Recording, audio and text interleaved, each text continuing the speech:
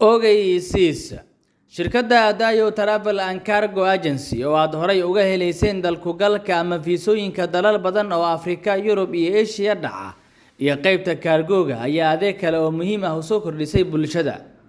Maamulka sare ee Adayo Travel Agency waxay shaaciyeen inay soo kordhiyeen qaybta iibinta dhulka iyo guryaha.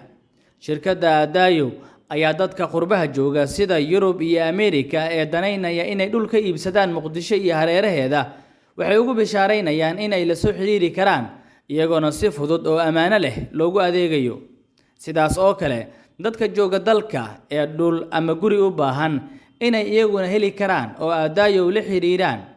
Waxaa sidoo kale dadka raba inay dhul ama guri iska iibiyaan loo sahlayaa in loo suuq geeyo oo laga iibinayo iyagoona ku hagaajin kara ama ku wargelinaya shirkadda Adayo.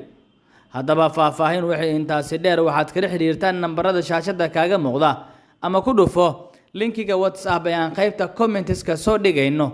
Ballanteenu waa inagoo inoo adeegto shirkadda Adayo Travel and Cargo oo soo kordhisay dhul iyo guryo la iibinayo.